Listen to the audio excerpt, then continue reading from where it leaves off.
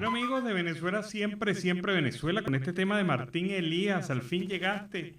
Iniciamos nuestra edición del día de hoy de Venezuela, siempre, siempre Venezuela, ya en esta Semana Mayor que estamos celebrando en todo el mundo, esta Semana Mayor.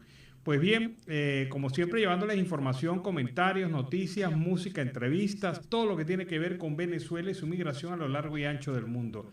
Lo hacemos con mucho cariño, mucho respeto a través de esta señal 1400 1400 AM, La Voz de la Gran Colombia. Buenas tardes, Nancy, ¿cómo estás? Alan, muy buenas tardes y muy buenas tardes a toda esta amable audiencia que está aquí en este dial, en el 1400 AM, La Voz de la Gran Colombia, de nuestras redes sociales oficiales en Facebook, Instagram, Twitter, en YouTube, en la página web www.siemprevenezuelaweb.com, www.siemprevenezuelaweb.com, en enlace con La Voz del Río Arauca, 1110 AM. Saludamos en el Control Master al señor Víctor Márquez y a Roberto Alexis Rojas, en las redes sociales a Alex Meneses y en la producción a Vanessa Chacón, Alan Peralta con Registro Nacional 0715 y quien les habla, Nancy Pacheco, con Registro Nacional 0713, el Colegio Nacional de Periodistas, Seccional Norte de Santander. Bienvenidos a esta primera ronda informativa en Siempre Venezuela, Venezuela es Noticia. Es también fecha de conmemoración. ¿Conmemoración por qué? Porque un día como hoy, 11 de abril, pero del año 2002, es decir, hace 20 años, se ocasionaron los hechos que sin duda alguna enlutaron a gran parte de Venezuela. Es el enfrentamiento entre ciudadanos que fue alimentado por las altas esferas del poder y terminó en una tragedia en el centro de Caracas. Fue el 11 de abril del 2020 cuando se realizó la gran megamarcha. Una marcha que según algunos especialistas pudo haber reunido casi 2 millones de personas en la ciudad de Caracas. Pero lo cierto del caso es que esta marcha se inició como marcha pacífica convocada por sectores de la oposición y dirigentes de PDVSA hasta su sede principal en Chuao.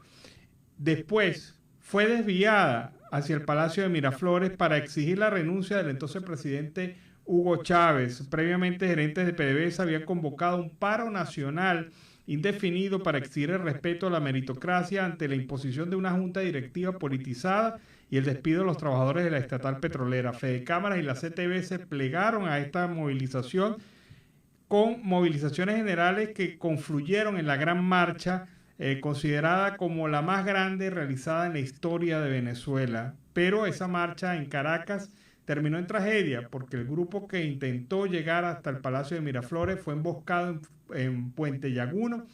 19 personas fallecieron ese día, la mayoría de ellas víctimas de disparos en su cabeza, y esto indica que había francotiradores ubicados en sitios estratégicos de la ciudad para originar esta matanza. Allí pues se impuso el caos nacional, pero también se impuso lo que posteriormente se llamó el vacío de poder, es decir, la renuncia de Chávez, manifestada a través del entonces subministro de la Defensa, Lucas Rincón, quien confirmaba esto. El presidente ha renunciado, dijo Lucas Rincón. Y a partir de ese momento pues se desató toda una serie de acontecimientos y durante 72 horas en la historia de Venezuela Chávez estuvo fuera del poder, puesto que había renunciado. Luego, el propio general Baduel, ese mismo, el que fue asesinado allá en Caracas, Baduel, él lo rescató de la isla de La Orchila y lo trajo nuevamente al poder, retomando Chávez el poder y dejando a una Venezuela con muchas fracturas que después se degeneraron en lo que hoy tenemos. Un chavismo que abusivamente ha violado todos los derechos humanos de los venezolanos y en una condición de verdad bastante crítica. Lo cierto del caso es que 20 años después todavía hay evaluaciones, historias y análisis sobre estos hechos que conmocionaron la historia de Venezuela. Y en otro orden informativo, indígenas exigen las elecciones inmediatas en el municipio Jesús María Ceprún. Pues así, los indígenas exigen estas elecciones inmediatas de este municipio en el estado de Zulia ante la discriminación y arbitrariedad que, de acuerdo con sus denuncias, comete el gobierno local. Habitantes de este pueblo, Bari y Guayú, trancaron las carreteras Machiques-Colón en el sector en el cruce que denuncia las diferentes irregularidades. Queremos elecciones en esta zona, no podemos quedarnos con las imposiciones del PSUV. Es el reclamo que vienen dando el indígena Barí, Eladio Acadaya. funcionarios de la Policía Nacional pues han dado esta detención y además están mostrando cómo en medio de estas elecciones que no se han dado, y es lo que están buscando estos indígenas, buscando unas nuevas elecciones para poder tener realmente a un gobierno real para ellos, un gobierno que se ha venido jactando y ha venido mostrando que es protector de las etnias, de los grupos indígenas, pero que los ataca directamente. Bueno, y las cosas en el sur del lago de Maracaibo, donde está este municipio, también se complican, y se complican bastante porque hace algunos meses fueron detenidos estos señores, Luis Quintero, Carlos David Parra e Isar Antonio Otero, quienes fueron acusados de terrorismo. Estos fueron detenidos por la Guardia Nacional, aparecieron sus nombres en medios de comunicación, se les está realizando un proceso violatorio a sus garantías fundamentales y sobre todo se les está acusando, según la propia comunidad de esa zona, de un delito que no cometieron. Para ellos no tienen ninguna posición de ser terroristas, ya que son trabajadores conocidos desde hace muchos años en la zona. Pero vamos a ver este video, donde ellos mismos califican como falso positiva lo que le han montado por parte de la Guardia Nacional. Muy buenas tardes, mi nombre es Carlos David Parra Huerta, titular de la cédula 28.237.740. Yo soy uno de los productores que estamos presos acá en el retén de San Carlos. Fuimos apresados el día 29 de octubre por funcionarios del CONA, junto con funcionarios de la Guardia Rural de acá de Santa Bárbara. Le pedimos la colaboración al ministro general, a la Fiscalía de la República, que por favor revise este caso a fondo, porque nos están acusando de un delito que jamás hemos cometido. Pueden corroborar en el expediente, en la data del 6CPC y eso, que nunca hemos tenido antecedentes penales. Yo soy un estudiante, pueden corroborar en la data de UNESUR, cursé hasta el tercer semestre de Contaduría Pública, siempre he sido un chamo trabajador y abocado al estudio. No es posible que estos funcionarios, por ello cubrirse la espalda, nos agarran a nosotros y nos inculpan de un delito que jamás hemos cometido. Por favor, de verdad, les pido la colaboración, el apoyo a la gente gubernamental, al señor presidente de la República, que por favor nos apoye y nos ayude en este caso. Tenemos nuestra familia, se está destruyendo poco a poco. Tengo una hija que la dejé de 2 meses y ha crecido todo este tiempo sin un padre. Mi esposa está sufriendo. Por favor, esto no es justo. Esto no es justo, la injusticia que se está viviendo acá en el Tribunal de San Carlos del Sur. Por favor, le pedimos el apoyo y la colaboración a la Fiscalía General de la República, o al ministro, al ministerio, al ministro de la Defensa, por favor, que nos ayude. Muchas gracias. Bueno, ahí queda planteado este caso. Resulta que a ellos le llegaron a su casa, se lo llevaron detenido y de repente aparece una fotografía con un armamento que según la Guardia Nacional fue incautado en el sitio de la detención. Pero el problema es que la Guardia Nacional no puede explicar cómo le llegaron a la casa, los sacaron y después aparecen armas, porque las armas no fueron localizadas en su casa. Pero bueno, ahí está este proceso que demuestra las características de la actuación de los cuerpos de inseguridad del Estado venezolano, quienes buscan culpables antes que justicia. Ellos prefieren acusar a 3 productores agropecuarios que no tienen antecedentes que enfrentarse a los grupos irregulares guerrilleros que actúan en esa zona. Es que necesitan dar resultados y esos son los falsos positivos. Lamentablemente implantan pruebas para inculpar a esos campesinos. Así actúa este gobierno. Ahí está entonces detenido Luis Quintero, Carlos David Parra e Isar Antonio Otero, que por cierto tienen una cuenta en Twitter en donde informan sus familiares sobre cómo va el avance de estos temas, pero luce lamentable que anden en esta situación.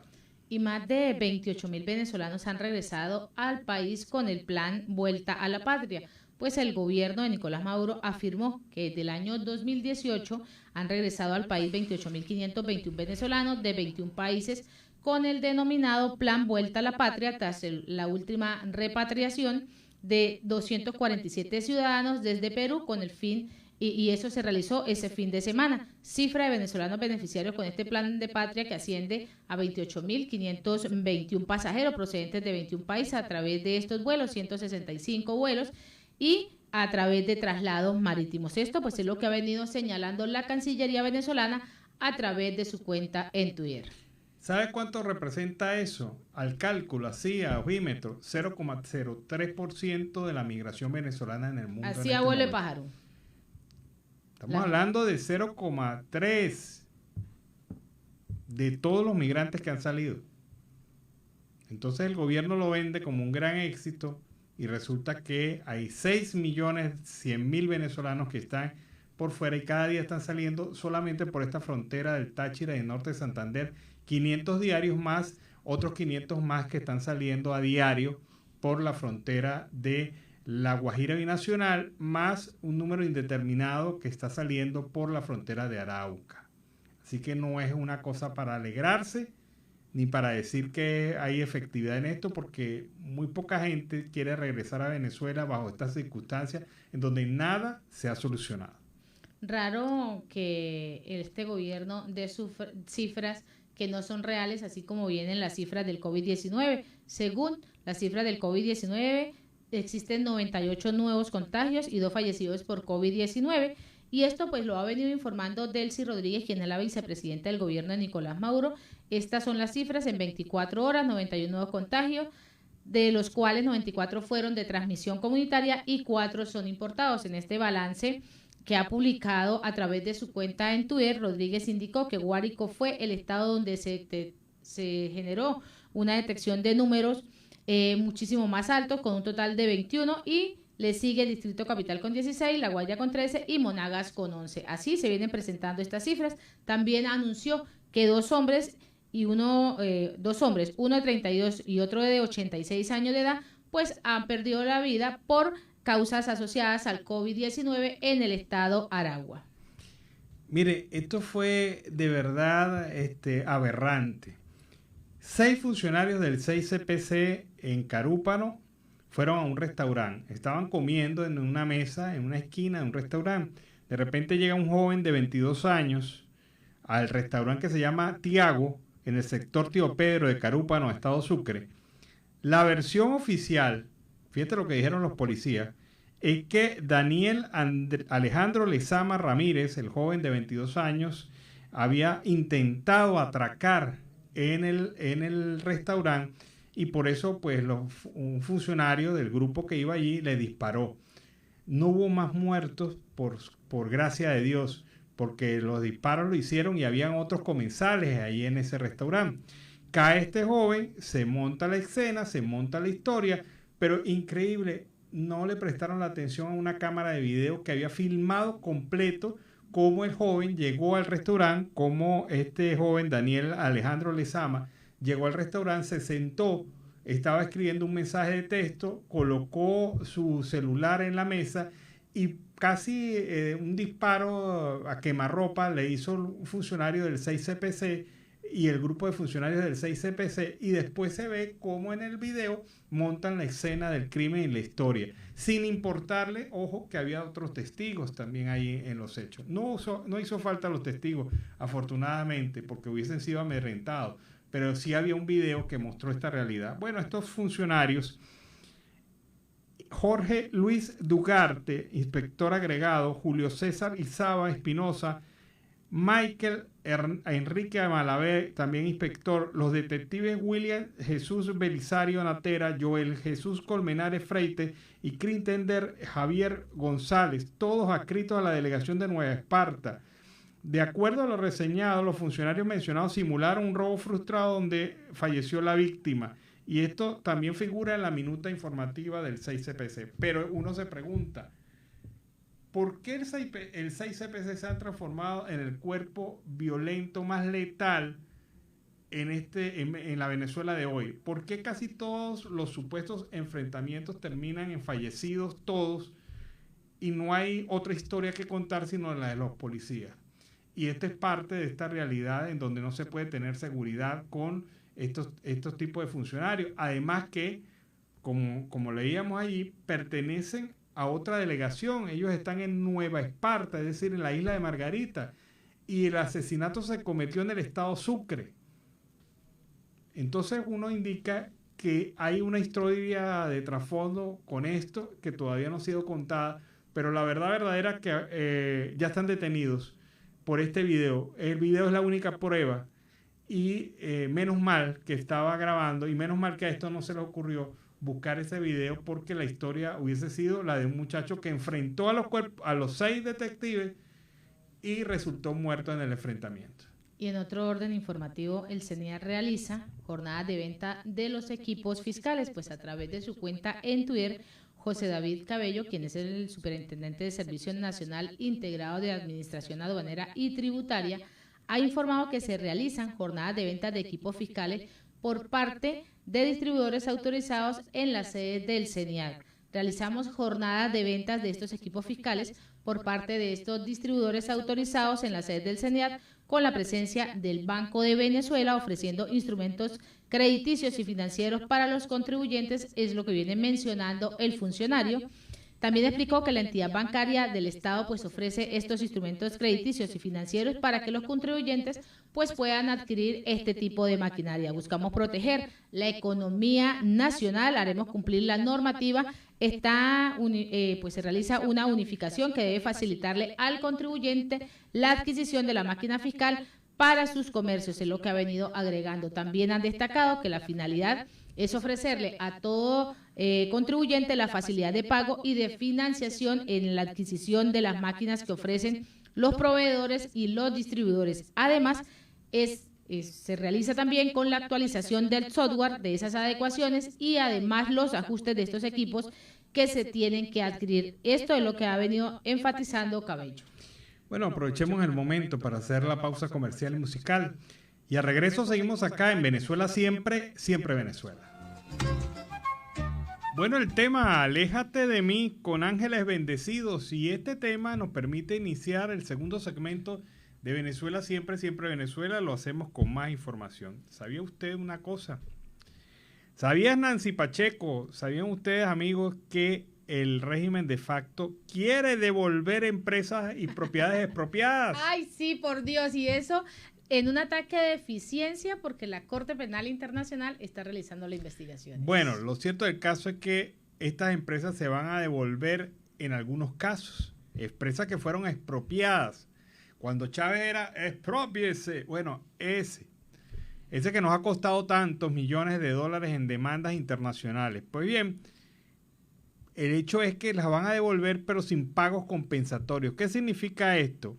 Un trabajo muy interesante que prepara el portal informativo elpolitico.com con la firma de Mario Veroes. Señala lo siguiente: el régimen de Nicolás Maduro se ha propuesto devolver propiedades expropiadas, confiscadas o robadas, que es el término correcto y que no le guste a Maduro. La cuestión es que dichas devoluciones son sin ningún tipo de indemnización o pagos compensatorios para los afectados, al estilo de la guerra federal. El proceso permitirá el regreso a sus dueños de fincas destruidas, empresas tras la administración del Estado, pero sin recibir un solo centavo. Algo así como tómelo o déjelo, sin derecho a réplica por parte de los afectados y sin derecho de demandar ante los tribunales. Con una discreción poco habitual, el régimen adelanta un proceso de seleccionar los predios, los fondos, las unidades de producción, empresas que fueron expropiadas durante los últimos años y se le van a entregar a los antiguos propietarios, todos del sector privado, especialmente aquellos que fueron afectados por la política directa de Hugo Chávez. ¿Qué ocurre con esto? Que usted va a recibir su empresa o su propiedad, pero vuelta a nada. Lo que quedó de ellos. Las latas en caso de ser una industria, o el terreno baldío en el caso de ser una parte agropecuaria. Pero ¿quién paga ese enorme daño que se le hizo a estos productores que estaban trabajando y que tenían sus unidades al día con la mejor tecnología? Dígame, en la zona de La Fría, donde hay varias fincas en el estado Táchira, la zona norte del estado Táchira, donde fueron expropiadas varias unidades de producción, que para hacer grandes complejos de producción agropecuaria, o las que fueron expropiadas en el estado Monaga, o las que fueron expropiadas en el estado Portuguesa, en el estado Barinas y en el estado Apure. ¿Será que se van a devolver? Es más, algunas están actualmente bajo custodia, entre comillas, de militares. ¿Será que los militares van a devolver esas unidades de producción? ¿Y será que los dueños podrán llegar hasta esas unidades de producción? O sea, lo más terrible de este caso es que además del daño tienen que enfrentar la violencia que ellos mismos sembraron, porque en esa tierra, y recuerdo el caso del alcalde de Zulia que presentamos en estos días, que él hizo también su partición de tierra con tierra expropiada. Y que no dejó pasar absolutamente a nadie. Esto me pertenece y ya. Claro, entonces esto de verdad va a generar bastante fragor en la calle, porque esta gente pues efectivamente se le va a entregar, pero lo que te quedó, el hueso roído y vuelto nada que te he dejado. O sea, mire a ver qué pueden hacer, qué pueden recopilar de ahí para que puedan seguir sus vidas. Si Venezuela la tenemos en una crisis económica total, porque es devastadora la economía que tenemos en Venezuela, y entregan estas áreas totalmente abandonadas y acabadas, ¿quién, como dices tú, quién les va a responder ante esto? Hay un caso en el estado de Barinas, una unidad de producción con 3.000 cabezas de ganado en producción lechera y de carne, que fue expropiada supuestamente para tener allí un complejo agroindustrial. ¿Qué ocurrió? Ni el complejo, ni la plata para el complejo, ni las vacas, porque fueron eliminadas. Esos terminaron en mataderos y algunas terminaron robadas por los funcionarios militares, quienes las trasladaron a Colombia y a otros mercados.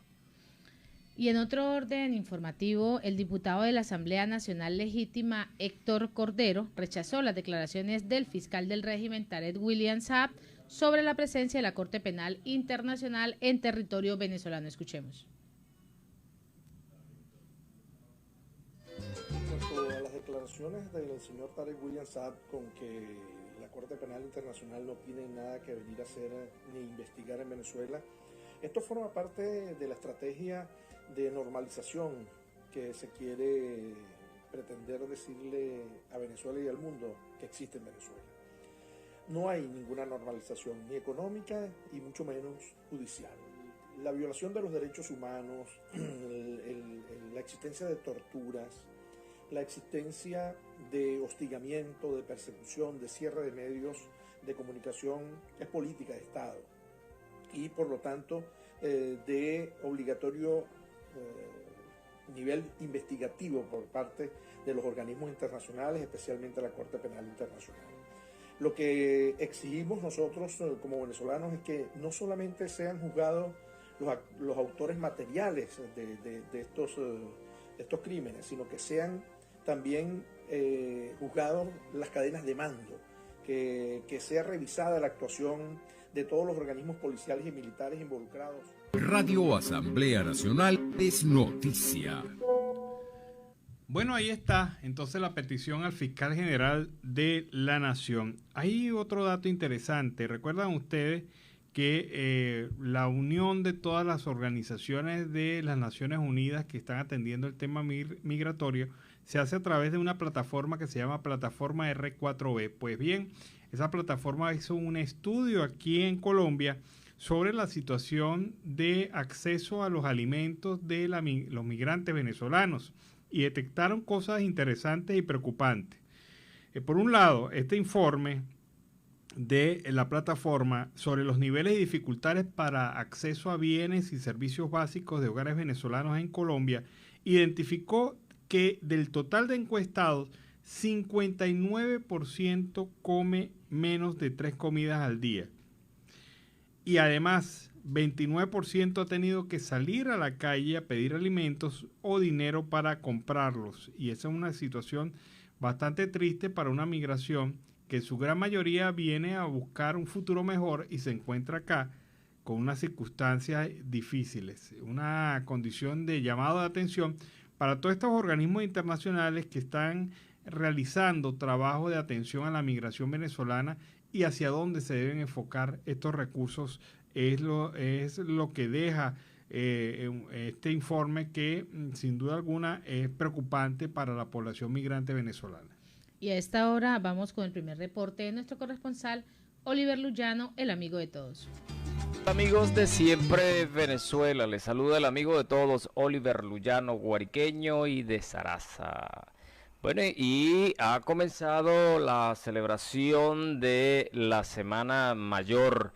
El día de ayer diferentes templos en Venezuela se vestían de ramos y la presencia de venezolanos en la calle para conmemorar la Semana Mayor, la muerte y resurrección de Jesucristo. Colmados de fe y de mucha esperanza, también pudimos observarlo en distintas partes de Colombia, donde la fe católica expresa esta devoción de usar ramos para festejar la entrada triunfal de Jesucristo a Jerusalén. Pero también hay quienes aprovechan esta semana para disfrutar de las playas, igualmente visitar los campos, los ríos, y una forma de despejarse ante tantas situaciones que les ha tocado vivir a los venezolanos. El gobierno nacional ha señalado que dispone de una gran cantidad de funcionarios que estarán en las distintas vías de Venezuela para socorrer y ayudar a los venezolanos en cualquier circunstancia. Y en el estado Lara alertan que las vías se han convertido en guillotinas. Alertan también que los larenses conducen como si fueran pilotos de Fórmula 1, pero las carreras solo acaban en desgracias. Las vías quedan manchadas de sangre y más de 30 familias enlutadas en lo que va del 2022. Y es que el terror se ha apoderado de 4 principales arterias viales de Barquisimeto: las avenidas El Libertador, Florencio Jiménez, Intercomunal Barquisimeto-Duaca e Intercomunal Barquisimeto-Acarigua. Son los puntos en donde se registran más accidentes de tránsito, dejando saldo de muertos y lesionados. Según los registros que a diario lleva la prensa durante el año 2022 en el estado Lara, han muerto 38 personas en hechos viales, siendo la mayoría accidentes de motos y carros, seguido de arrollados. Es posible que el número de fallecidos sea más alto, pero en la entidad de tránsito terrestre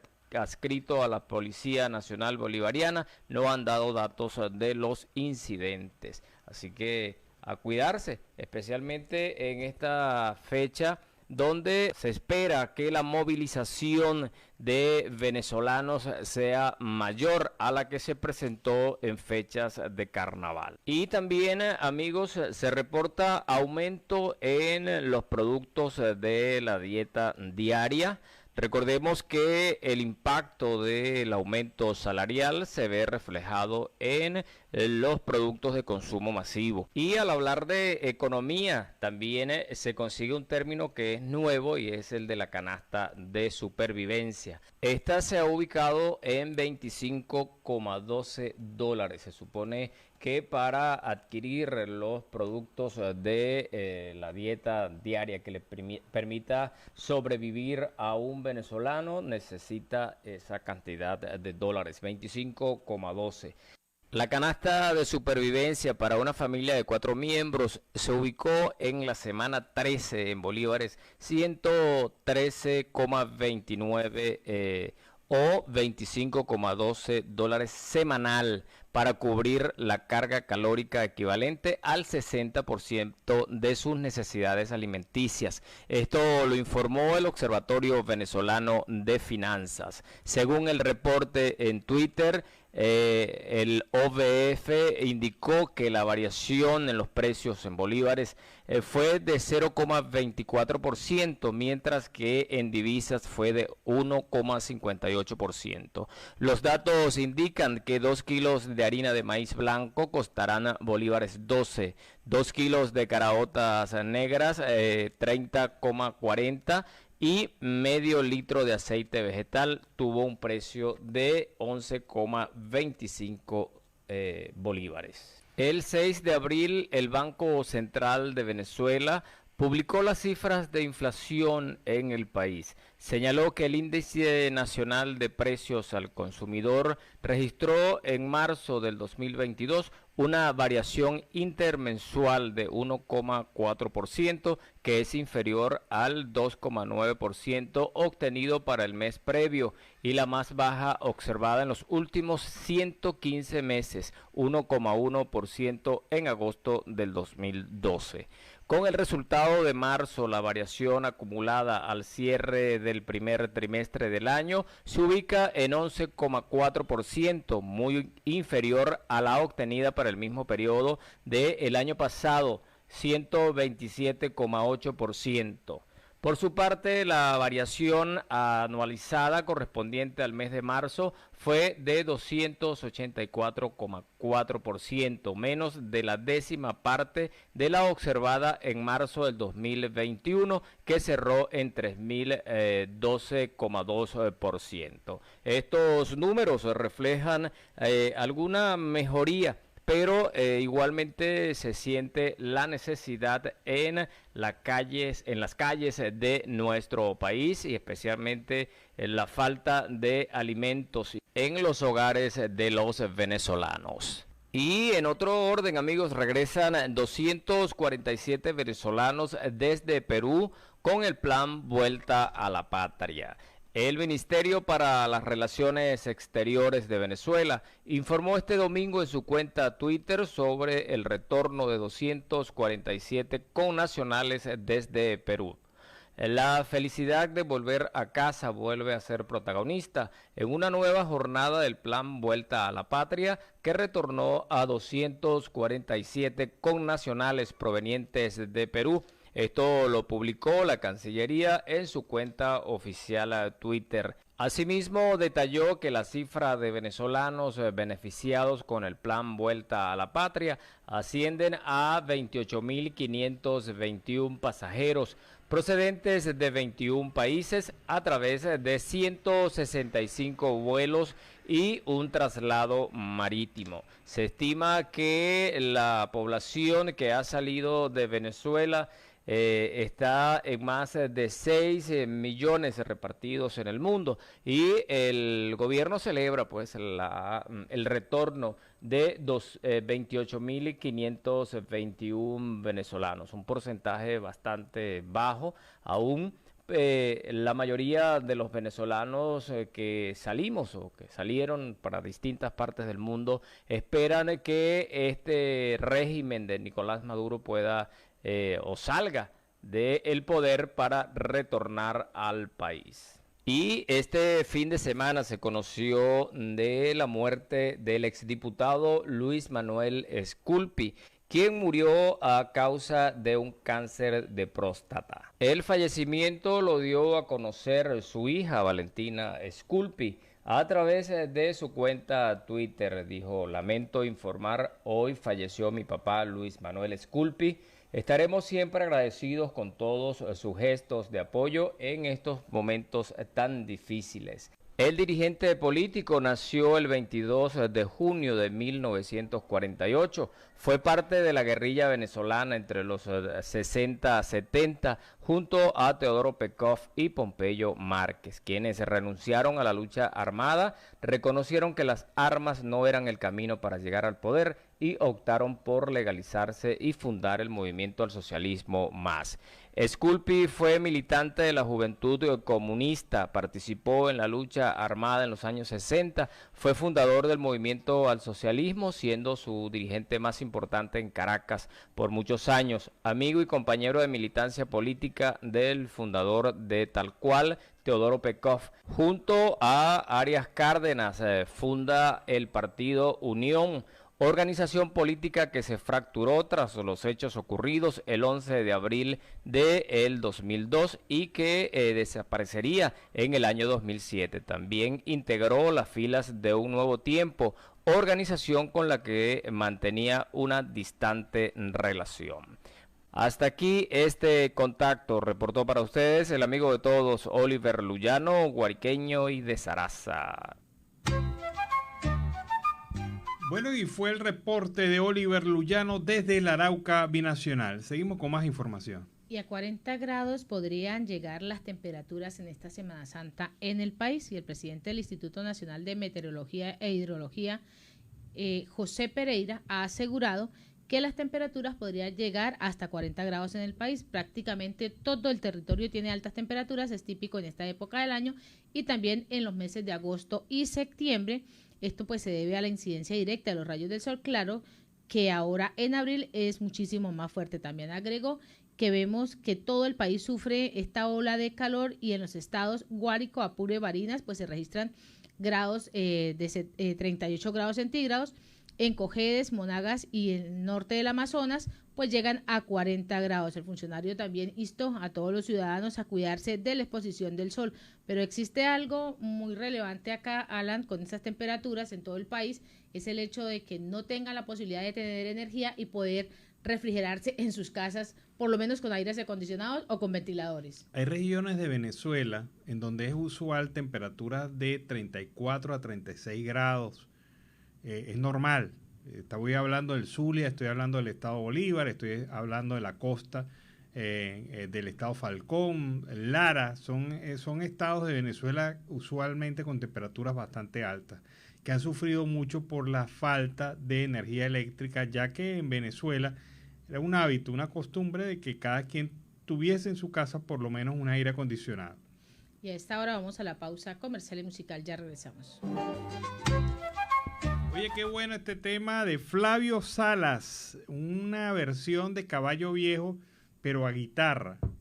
Y por lo que escuchábamos ahí, habían como 3 guitarras mínimo interpretando este tema, Caballo Viejo, que lo hemos conocido en muchísimas versiones y es, digamos, algo insignia de Venezuela y del viejo Simón Díaz, nuestro amado y querido Simón Díaz.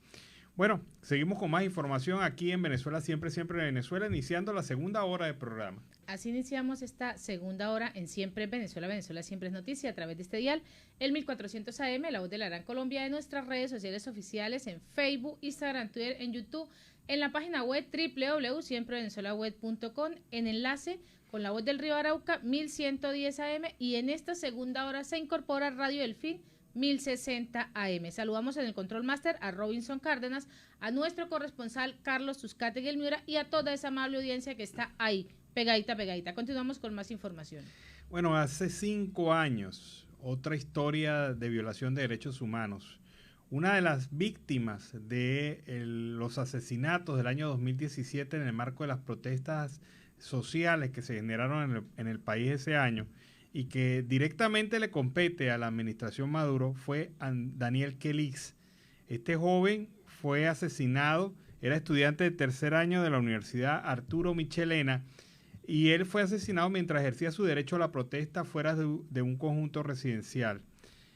Él en el año 2017 salió a protestar junto a un grupo de amigos y vecinos de la urbanización Los Parques, en la parroquia Miguel Peña, en Carabobo, en Valencia, cuando un contingente de la policía de Carabobo reprimió la manifestación con bombas lacrimógenas y disparos.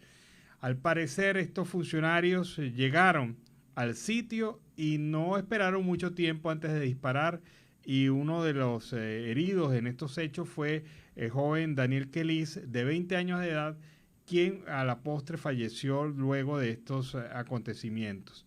Se hizo varios intentos de llevar a la justicia a estos funcionarios durante algunos años, hasta que por fin llegó la Comisión Interamericana de Derechos Humanos y llegó la Corte Penal Internacional y llegó Karim Khan. Ahí sí se aceleró todo. Se aceleró todo luego de suspensión de audiencias sin motivo aparente, la falta de traslado de los imputados, la muerte del juez que llevaba la causa. El proceso se obligó a empezar de nuevo, pero una vez que empezó, pues sí se realizó de manera express. Los funcionarios de la policía de Carabobo, 2 de ellos fueron sentenciados a 26 años de prisión y 3 meses por el asesinato de este joven ocurrida en una zona popular al sur de Valencia durante las protestas antigubernamentales. Lo cierto del caso es que el subjefe de la policía de Carabobo, Marcos Ojeda, señalado de haber accionado el arma, y el oficial Edien Romero, quien también participó en los hechos, fueron sentenciados. Sin embargo, las organizaciones de defensa de derechos humanos dicen, están bien, esos fueron los autores materiales. ¿Dónde están los autores intelectuales de estos hechos? ¿Quiénes ordenaron disparar? ¿De qué manera se actuó? ¿Y por qué se tapó tanto tiempo este caso? 5 años después es que llegó la justicia en octubre del año pasado. Pero ¿sabes qué? Eso es un ataque de eficiencia. Sí, pero ¿sabes qué es más triste de esta historia? Esta historia tiene un epílogo aún más triste, que la madre de Daniel Queliz se suicidó 1 año después de la muerte de su hijo porque no aguantó su ausencia.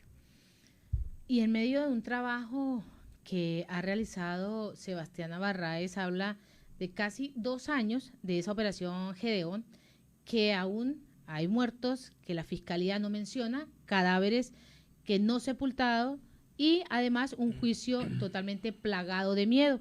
Y el régimen venezolano aprovechó esta confusión para montar una plataforma de total desinformación y de contrainformación. Pues cuando ocurrió la incursión militar en Macuto, en Venezuela, este grupo militar a quienes el capitán Antonio José Sequea Torres dirigió en una operación infiltrada porque él mantenía pues la comunicación con Diosdado Cabello, hubo mucha confusión. Además, el régimen venezolano aprovechó para montar esta plataforma de desinformación y de contrainformación. Así, a casi 2 años de este hecho, pues todavía existen muchas preguntas y además que se deben esas respuestas. Incluso en el expediente hablan de 6 muertos, pero entre ellos no mencionan al supervisor jefe Giancarlo José Castro Gutiérrez, cuyo cadáver se reveló en la inspección técnica del CICPC. Algunos nombres no aparecen, están equivocados o están incompletos, como ocurre con el de José Roberto Abreu y Anderson Smith.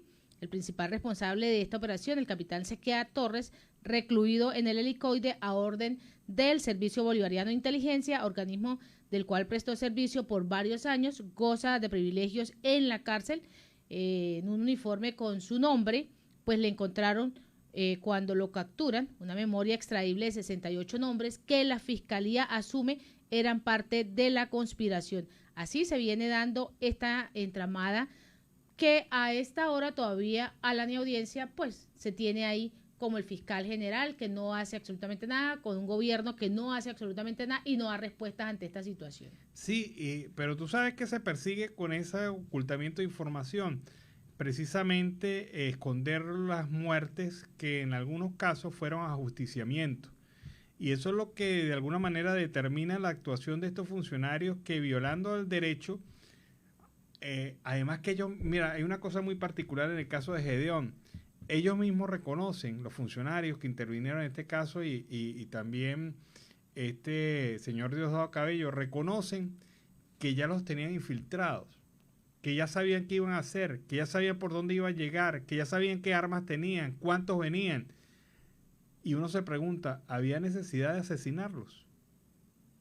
Porque ellos ya estaban listos, ya estaban totalmente controlada esa acción. Solamente tenían que esperarlos en un sitio y darle la voz de alto. Y seguramente ellos hubiesen reaccionado porque estarían rodeados. Pero hubo la actuación policial que tenía que llenar de sangre esos hechos y generar toda esta conmoción que de alguna manera Sebastiana descubre, porque el hecho de que hay algunos nombres que todavía no están en el caso, cadáveres que no aparecen, que están todavía en el caso, pues indica a todas cuentas que esto fue una actuación totalmente irregular por parte de funcionarios que abusaron de su poder. Y para el médico infectólogo Julio Castro, Venezuela incumple en el área de salud y de vacunación. Escuchemos. Venezuela está incumpliendo en una serie de factores muy importantes. Quisiéramos que se corrigieran, y lo hemos notificado a agencias internacionales diversas, pero lamentablemente creo que no hemos avanzado prácticamente nada en ese sentido. Inclusive hay un proyecto de inversión de dinero para mejorar la plataforma tecnológica de los departamentos de epidemiología nacionales, pero digamos, si no hay una garantía de transparencia en relación a eso, es muy difícil uno justificar la utilización de unos fondos para, por ejemplo, compras de computadoras, software, aplicaciones. Por ejemplo, voy a poner un ejemplo práctico. Es inaceptable que al día de hoy no haya un formato de recolección de información de efectos secundarios de la vacuna que sea transparente y nacional. Es decir, cualquier persona que tenga un efecto secundario de una vacuna debería poder conectarse a través de un mensaje de texto o a través de una llamada telefónica o a través de una aplicación y denunciar que hubo, que se ha hinchado el brazo, que tuve cabeza, que le salió en la cara, lo que sea. Hay un número importante. Y esto es un sistema que es relativamente fácil, tecnológico y transparente que deberíamos tener. Y bueno, lamentablemente, después de un año de vacunación, todavía no lo seguimos teniendo. Entonces, todo esto se suma a la serie de políticas de Estado de poca transparencia. Bueno, es la situación que describe claramente Julio Castro. O sea, ¿cómo se puede creer en un Estado que no maneja estadística? ¿Cómo se puede creer en un Estado que falsea estadísticas? ¿Cómo se puede creer en un Estado que no compra ni actúa de la manera racional que se debe actuar frente a la pandemia? ¿Cómo creer en un Estado que nos ha mentido anteriormente con respecto al plan de vacunación? ¿Cómo creer en un Estado que no invierte recursos y que prefiere montarse un show de Festival de la Salsa, Mundial de la Salsa, y no paga 11 millones de dólares que le debe a los OPS por las vacunas de COVID? Son tantas cosas, son tantos elementos, tantas aristas que tiene esta situación de la pandemia que Castro apenas mencionó algunas, pero la verdad verdadera es que nadie cree en la acción de gobierno y mucho menos cuando habla de 103% de vacunación del pueblo venezolano, una cosa de verdad totalmente insólita. Vamos con el reporte de nuestro corresponsal Carlos Uzcategui, El Miura. Saludos cordiales, una feliz tarde para todos desde Barranca, la tierra amable de Colombia, departamento de La Guajira. Carlos Uzcategui, El Miura, la voz del Caribe colombiano, para el programa Siempre Venezuela, Venezuela Siempre. Saludos cordiales a Alan Peralta, Nancy Pacheco y ese gran equipo de producción.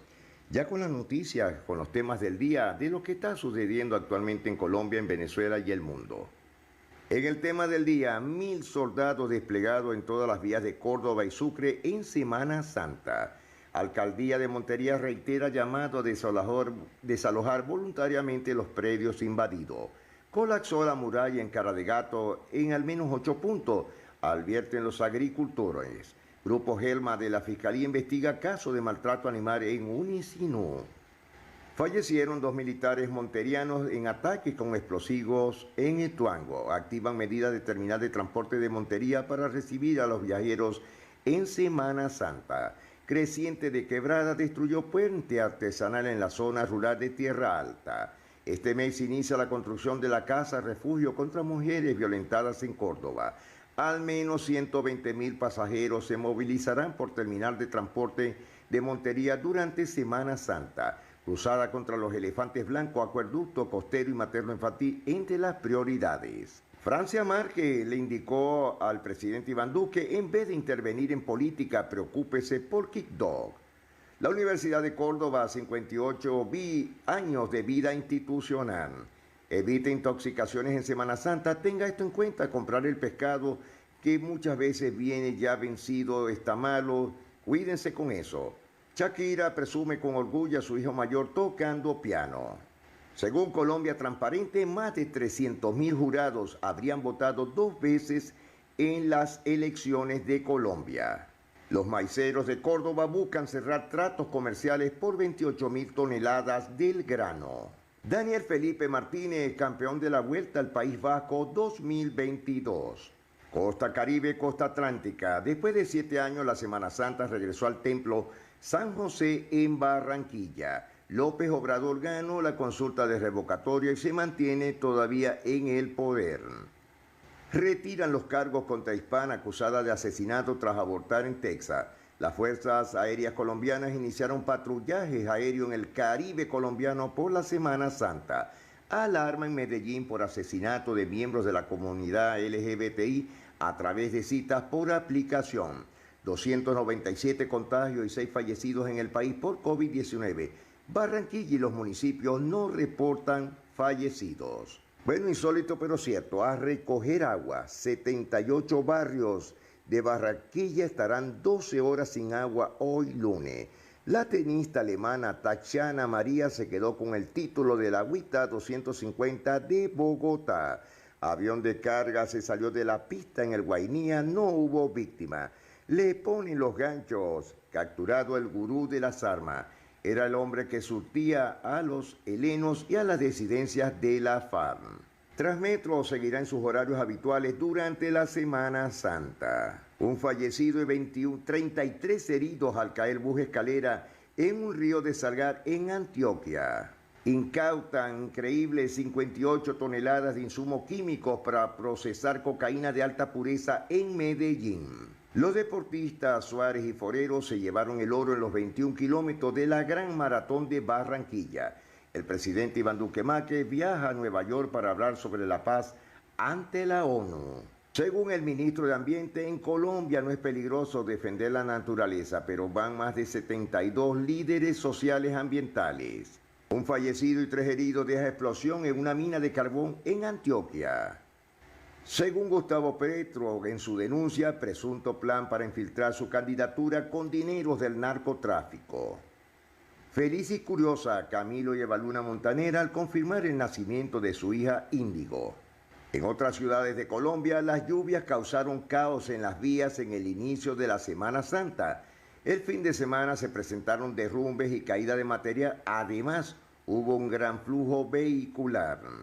En el caso, la unidad investigativa de Colombia quiere saber quién está matando a los comerciantes, fleteros, ganaderos, tractomuleros en Antioquia. Van 30 en 11 días. La banda criminal Los Rojos, expansión de bandas y narcoconsumo detrás de algunos casos. Ya hay 3 clasificados para las semifinales de la Liga de Fútbol. Entre el conflicto y el narcotráfico, ya el gobierno sabe los movimientos de John Mechas, el enemigo número 1 de Colombia. En la corte, Otonier, extradición por seguridad nacional. Comienza cuenta regresiva para el ingreso de Bogotá a la región metropolitana. El mundo, Venezuela, México. López Obrador seguirá en la presidencia de México tras revocatorio con baja participación. El encargado de negocios ante Colombia, Eduardo Batistini, informó que el pasado sábado capacitó a 100 miembros de organizaciones ONG que recibirán solicitudes consulares de venezolanos en Colombia. En internacionales, Ucrania da por iniciada la ofensiva final rusa contra el Donbass. El partido Voluntad Popular exigió la liberación de los presos políticos en Venezuela. Manuel Rosales, Semana Santa es tiempo de comunión con Dios. Julio Borges alertó sobre propaganda nazi cubana para decidir que Venezuela mejoró. La Comisión Interamericana de los Derechos Humanos condenó la muerte de Yanomamis e instó a iniciar una investigación en Venezuela. Aberrante caso en Colombia, mujer prendió en candela a un hombre que dormía en la calle. Eso fue en la ciudad de Buenaventura, en el Valle del Cauca. La DEA atrapó a capo mexicano que se ocultaba en Cali gracias a voluptuosa modelo rubia. El presidente Iván Duque Márquez aseguró que Colombia no tiene relación directa con Rusia tras su invasión a Ucrania. En el departamento de La Guajira, Robinson Mendoza fue escogido presidente del Consejo Departamental de Juventudes. En La Guajira, autoridades fortalecen operativos para evitar infracciones ambientales en Semana Santa. Iglesia del Carmen contó con dispositivos de seguridad durante el inicio de la Semana Mayor.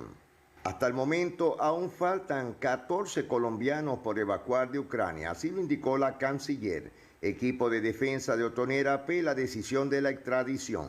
Organizaciones de derechos humanos llaman la atención de la Corte Constitucional para proteger derechos de comunidades guayú en el tema del Arroyo Bruno, ya que son distintas organizaciones que hacen un llamado urgente para proteger los derechos de las comunidades indígenas guayú y al conjunto de la sociedad nacional e impedir totalmente la destrucción del Arroyo Bruno.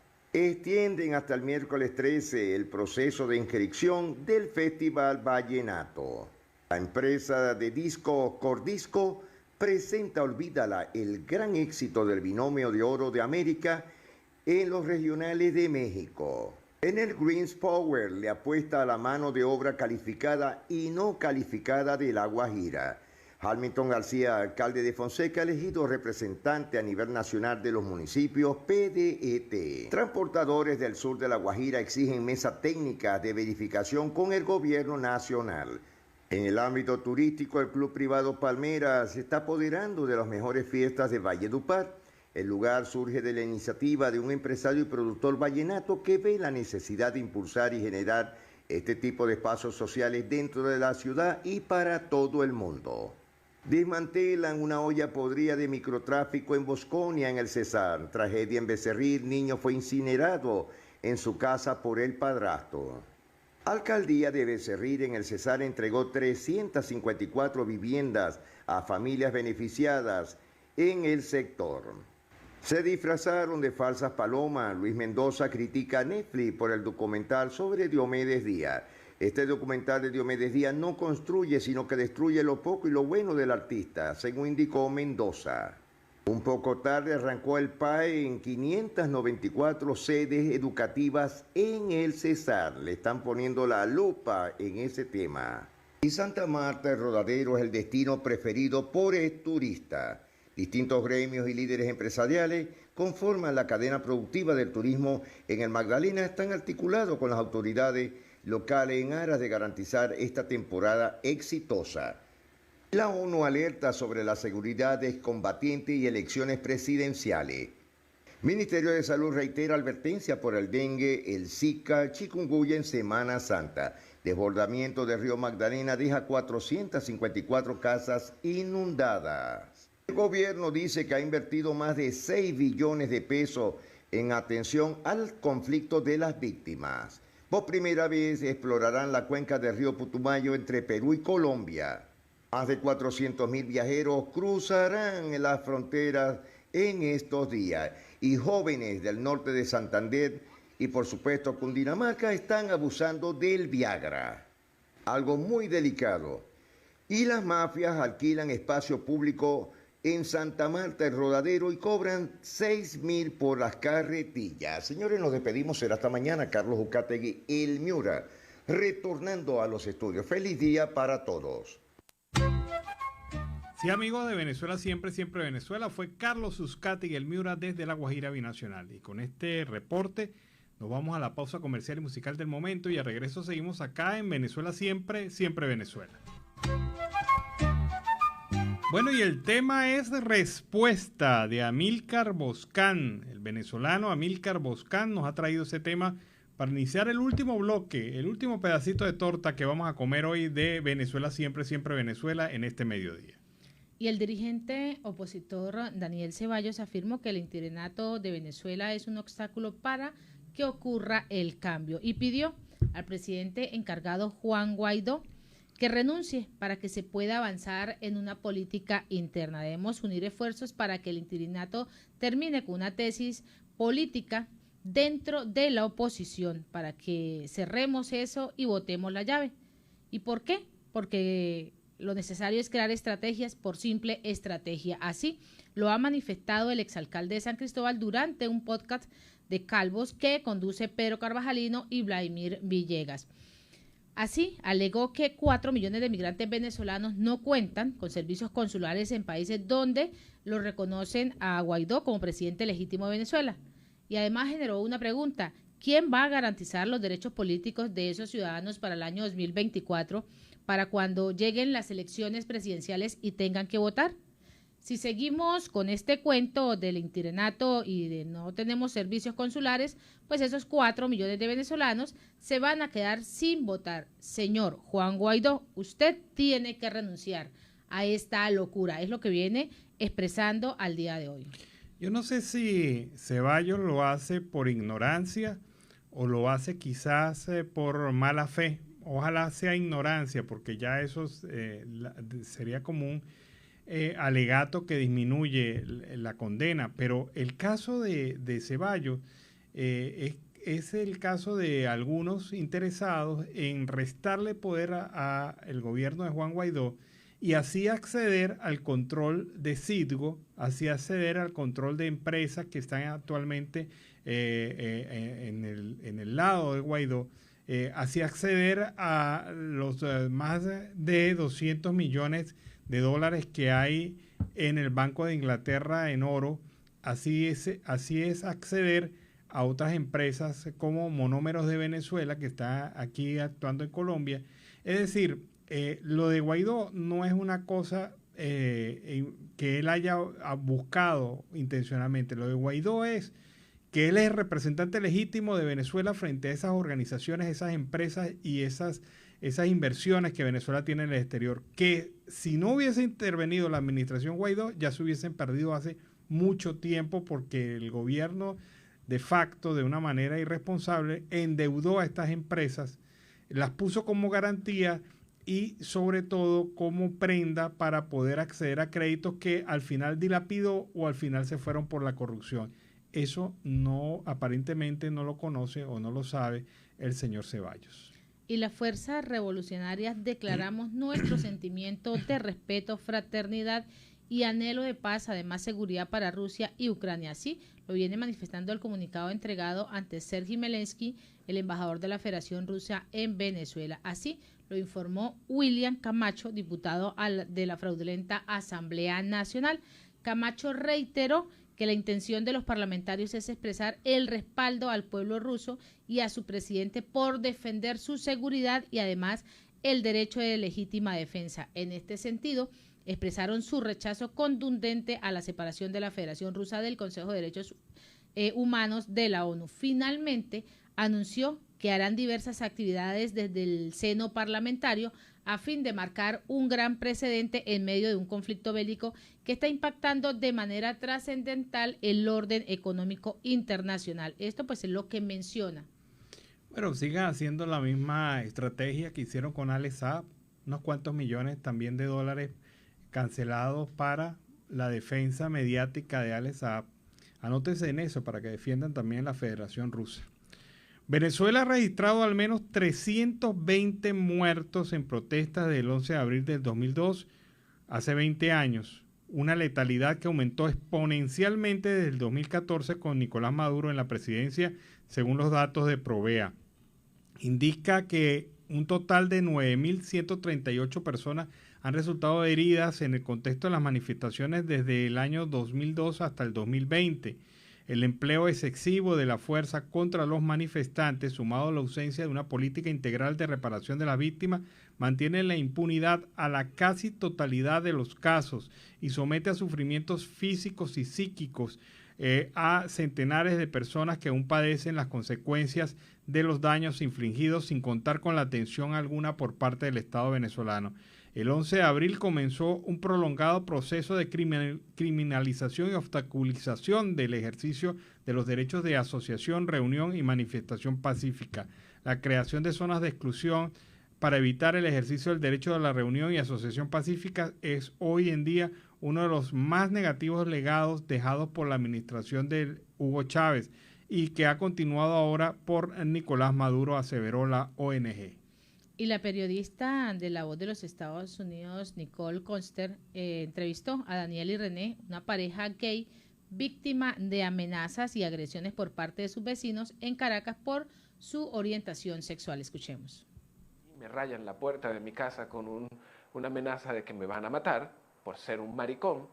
Yo soy Daniel Silva Sayago, tengo 34 años. A nosotros nos colocaron amenazas explícitas que decían: los vamos a matar, maricones, ustedes no merecen la vida. Luego escaló y nos rayaron también el maletero con amenazas, acusaciones. Mira, aquí hubo una noche donde fue una noche de horror. A nosotros se nos intentaron meter por la puerta, nos seguetearon, nos abrieron las bisagras de la puerta y ningún vecino dijo nada. 15 minutos parado en un puesto de estacionamiento. Una vez llegamos aquí al edificio y un vecino no nos dejaba entrar al edificio, o sea, se paró en el rayado del puesto y ahí nos decía: yo hasta aquí voy y no te voy a dejar pasar. O sea, yo tuve que empezar a grabar en el teléfono para poder abrirme paso y llegar a mi casa. Aquí en uno de los chats pasaron un video de 30 minutos, y eso yo lo presenté de evidencia en la fiscalía, de 30 minutos de él diciendo por qué todos los homosexuales éramos pedófilos. Eso ocurría simultáneo mientras yo recibía una amenaza de muerte en la puerta de mi casa, y eso yo se lo expliqué a la fiscalía. Como sabía que las personas, que un grupo de personas que me estaba agrediendo son personas que iban a la misa de la iglesia que está aquí cerca, decidí ir a hablar con el cura y decirle, mira, me está pasando esto y me gustaría que nombraras este tipo de cosas en tu misa para que concha, le concientizaras, porque sé que la iglesia, porque yo soy cristiano, no apoya esto. Ese día yo vengo caminando y me estoy regresando y me dieron un palazo en un ojo. Y yo quedé con este oído, oigo menos, y pues el ojo morado completamente. Y me dieron golpes y me dieron un maldito maricón. Bueno, realidades que ocurren en nuestra Venezuela, la intolerancia, cómo se ha incrementado y sobre todo la falta de actuación y sanción por parte de la autoridad policial que debe investigar este caso y la autoridad fiscal que debe sancionar o calificar a estos delitos que se han cometido. Ahí hay agresiones, hay violaciones a sus derechos fundamentales y sobre todo una actuación indiferente también de una sociedad que ve cómo esos hechos ocurren y no interviene para nada. Yo creo que lo más importante para ellos es sacar un celular y grabar los golpes que le pudieran estar dando a estas personas sin actuar. Hasta esto se ha reducido el espacio de reflexión humana, de humanidad en Venezuela. Y a esta hora vamos con el segundo reporte de nuestro corresponsal Oliver Luyano, el amigo de todos. ¿Qué tal, amigos de Siempre Venezuela? Desde esta zona de frontera, desde Arauca, reporta para ustedes el amigo de todos, Oliver Luyano, guariqueño y de Saraza. Y en este contacto vamos a presentar para ustedes las noticias más importantes hasta este momento en esta zona de frontera. Un trágico balance dejó el inicio de la temporada de Semana Santa en el departamento de Arauca, donde 5 personas fueron asesinadas en el piedemonte araucano y 2 más murieron en accidentes de tránsito en esta región del país. La racha de actos violentos inició el pasado viernes 8 de abril a las 10 de la mañana en el barrio Pablo Antonio del municipio de Saravena, donde fue asesinado un mototaxista de quien se desconoce su identidad. De otra parte, iniciando la noche del mismo viernes, pero esta vez en un establecimiento comercial del centro poblado de Puerto Jordán, municipio de Arauquita, un sujeto le disparó en 6 oportunidades a Jorge González, conocido como el Indio, quien se dedicaba al transporte informal de pasajeros.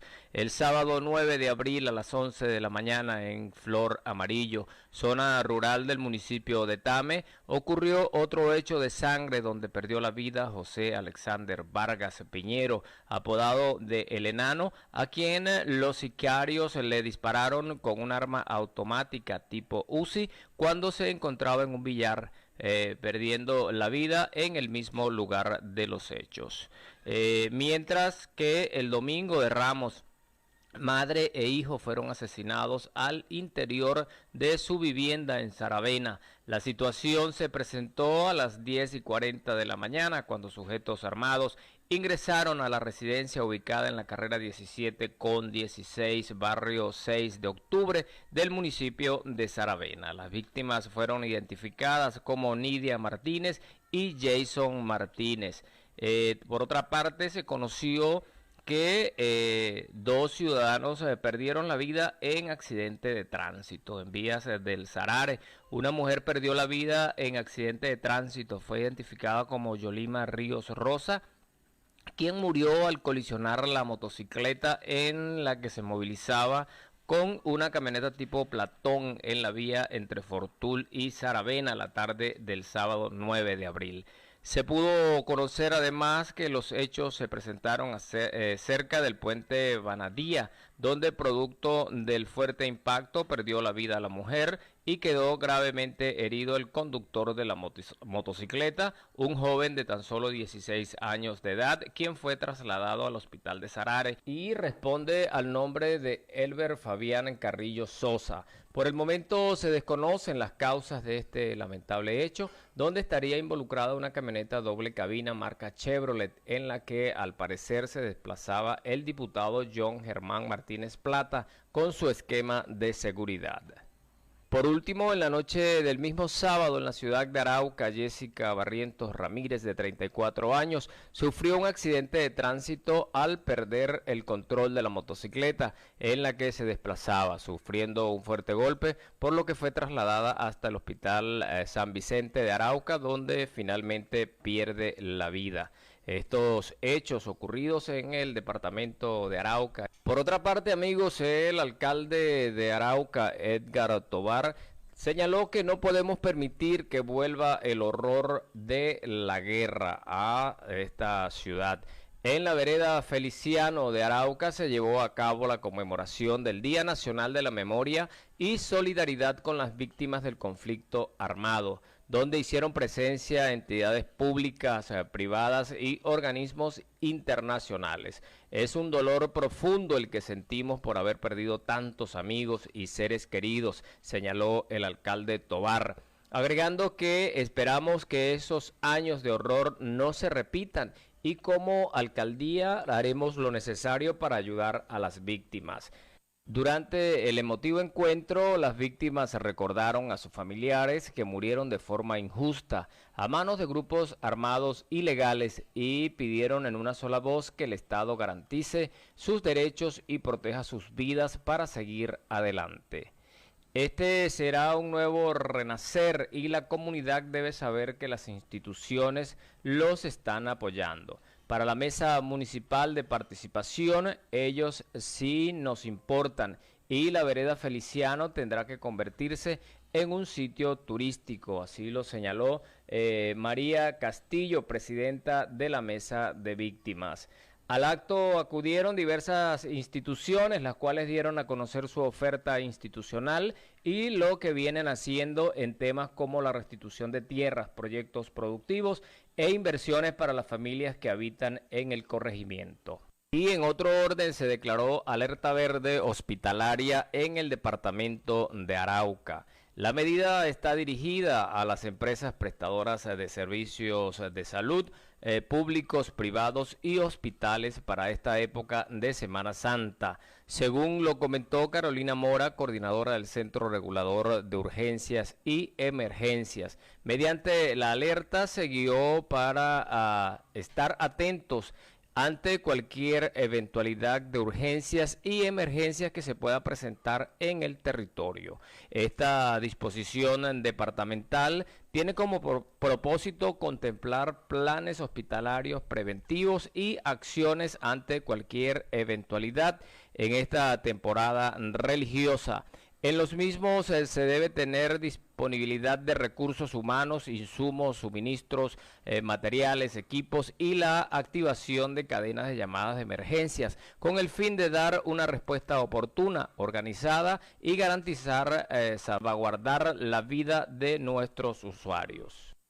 Y alegría para los araucanos. Camila Camilo obtuvo bronce en el Campeonato Continental Élite de Boxeo en Ecuador. Nuevamente Camila Camilo sigue dejando en alto el nombre del departamento de Arauca y al país entero en los diferentes campeonatos nacionales e internacionales, como lo fue en esta ocasión en Ecuador, donde obtuvo medalla de bronce en el cuadrilátero.